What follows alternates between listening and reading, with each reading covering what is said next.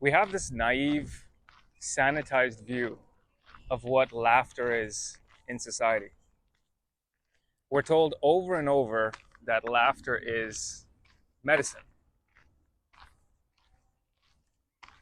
Laughter is a way to bond and connect with people, but it is as bad as it is good. We completely romanticize laughter and ignore just how violent it can be. If you want to know what laughter is, go and laugh in a stranger's face. They're not going to feel healed. They're not going to think it's medicine. They'll feel stripped of their dignity. Being laughed at is one of the most agonizing and isolating experiences a human being can have. And it's something that every single person alive has experienced at some point or another. It's a sudden, violent theft of self-esteem. And when the person being laughed at gets upset or is hurt, society gaslights them. We look at this person and we say, oh, it's just a joke. Don't be so sensitive.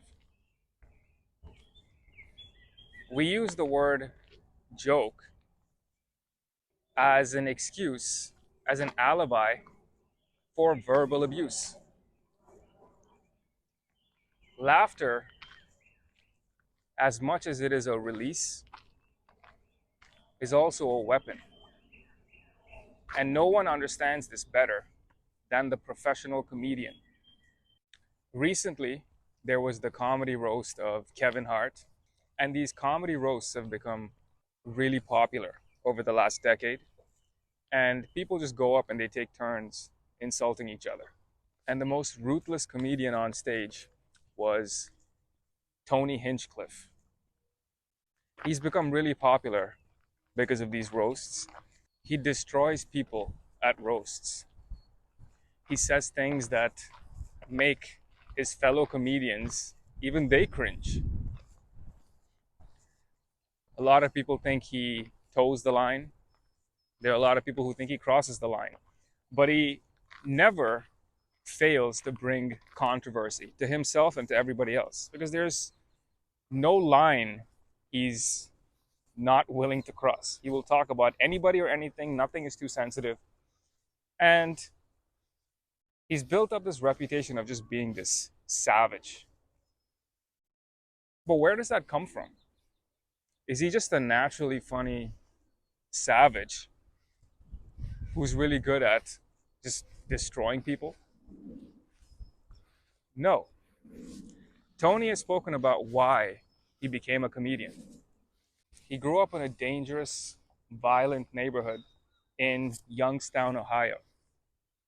He was bullied by the people around him, the kids around them, adults too.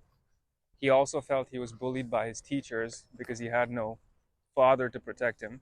He felt completely physically and socially powerless. So he developed a coping mechanism. He opens up about this stuff and he says if anybody ever tried anything with him, he would just make fun of them. He literally calls his ability to make fun of people a martial art. It's like self-defense. And Tony says when he's not talking, he scans the room to find people's deepest insecurities, to save them as ammunition for later. In my book, I talk about what creative vision is, what artistic vision is. Vision is what happens when hypervigilance and narcissism meet in a person. People who grow up safe, secure, and loved usually don't notice the tiny details of human behavior. They don't study the way light hits a wall at 4 p.m. They don't study the micro expressions of their parents' faces out of fear. Why would they? They're safe. They can afford to relax. But people who grow up anxious, excluded, or with trauma They notice everything. They study the world around them because they're looking for threats. They're looking for patterns. They're looking for the exit. This accumulation of data, this obsession with detail, is what we euphemistically call the artist's eye. They're not observing the world because they love it. They're studying the world because it's painful. They don't trust it. So when Tony is scanning the room he's in, he's not thinking of laughter and jokes and joy. He is loading a gun so he's never the prey again. And most comedians start out as the prey. Richard Pryor,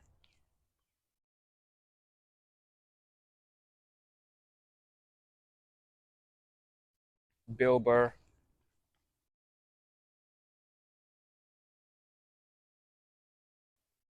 Chris Rock.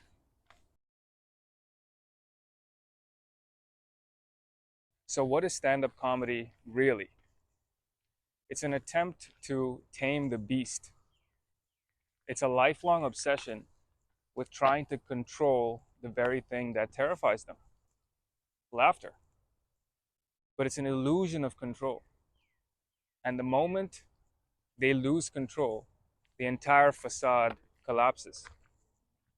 To understand the psychology of the comedian, you only need to look at a moment in the career of the greatest comedian of his generation, of our time, Dave Chappelle. In 2005, Dave was the undisputed king of comedy.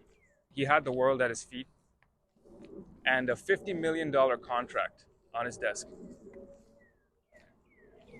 He had a hit TV show at the time called The Chappelle Show, which was the show of its day.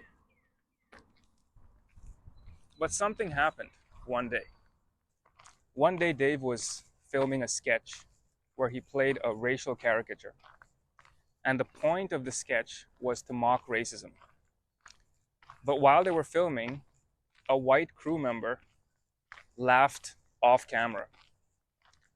Dave later said it wasn't that he laughed, it was how he laughed. Dave heard the texture of the sound. He heard the way in which he laughed, and he realized something horrifying. The crew member wasn't laughing with Dave, he was laughing at Dave. Dave had lost control. He realized he was the punchline. And what was his response to this? It wasn't to go and write a new joke or a new sketch. Dave's response was to walk away from $50 million,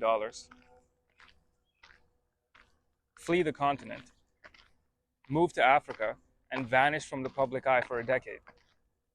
That is how terrifying it is for a master comedian to be laughed at.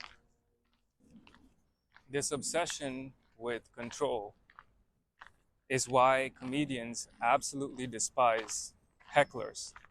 They claim that they don't like hecklers because they ruin the flow of the show. And sure, that's part of it. They don't like the heckler because they're a threat to their dominance. When a heckler speaks up, they are threatening the power dynamic of the show. They're breaking the hypnosis just by speaking out of turn.